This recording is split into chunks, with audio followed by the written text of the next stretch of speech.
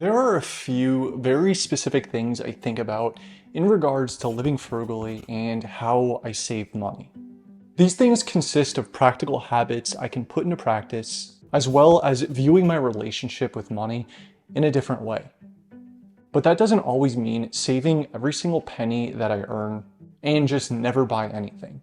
Oftentimes, it actually means buying things with just a little bit more intention.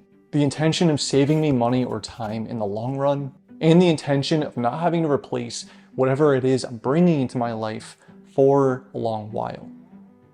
So today I'm going to talk about a few very specific things that I put into practice to help me save money in a practical way. But first, if you're new to my channel, thank you for stopping by. Here we talk about minimalism, frugal living, tech, and things of that nature. So if that sounds good to you and you end up liking the video, be sure to like, and please ask the subscribe button to dog sit for you, but don't inform it that you just stole this dog from John Wick. Let's get started. I'm going to start with something that stopped my careless spending dead in its tracks. And that's to consider the time I traded to earn that money. And this was truly a scary thing to think about, but it was very important in teaching me the value of every dollar. Something I've done in the very early stages of practicing minimalism was, before making a purchase or spending money anywhere, is imagine the amount of hours I had to work to be able to afford whatever it is I'm about to obtain. And this is something that will obviously fluctuate dramatically from person to person based on how much you earn and just based on life situations. Was it worth trading 16 hours of my life to be able to afford these Nikes?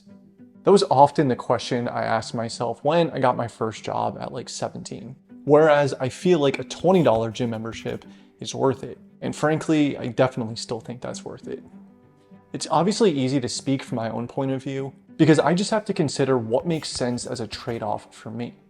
I encourage you to think about the time you had to trade off to be able to afford what you're considering buying.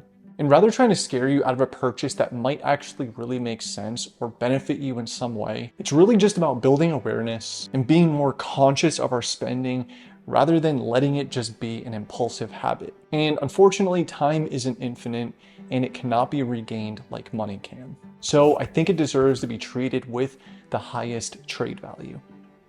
Longer ownership equals more value.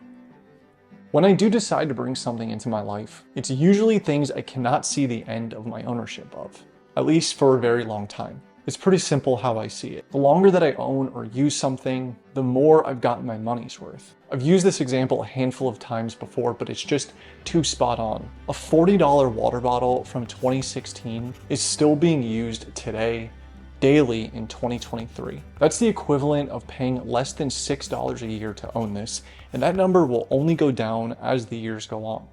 This is one example, but this is how I see virtually everything that I own. And this is the main reason why I'll oftentimes pay a little bit more to have something of much higher quality.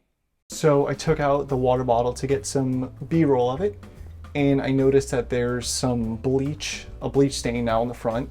And I also noticed that there's now a Last of Us level fungus cordyceps growing, evolving on the inside. So I'm not sure how much longer I'll actually be drinking out of this one, but I will say I definitely think I've got my money's worth over the years.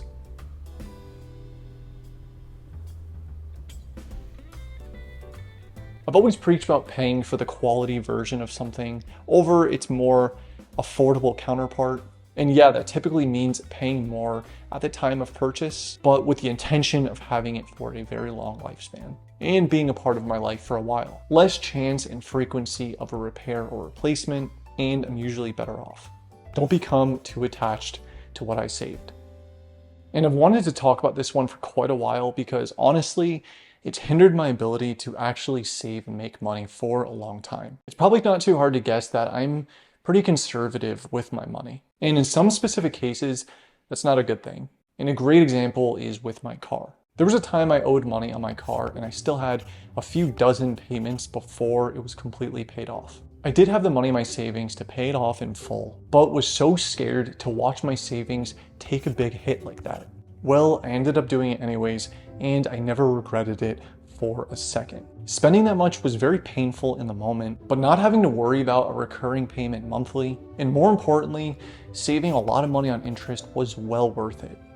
But the reason I bring this up in the first place is because of how much easier it actually was to save from that point forward and rebuild my savings after doing this. My situation was unique to my own life, but if you can pay off a debt without completely bankrupting yourself, I recommend it.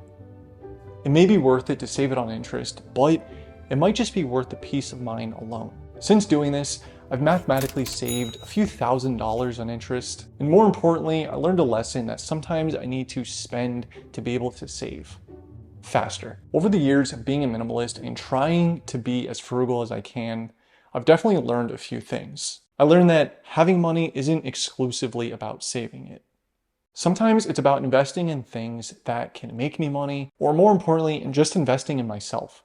It's probably going to be a while before I am where I want to be financially, but I'm slowly learning things that help my position. So I hope at least one thing from this video can be taken and applied into your life in a way that makes sense. Anyways, as always, I appreciate the time you spent here and I appreciate you watching.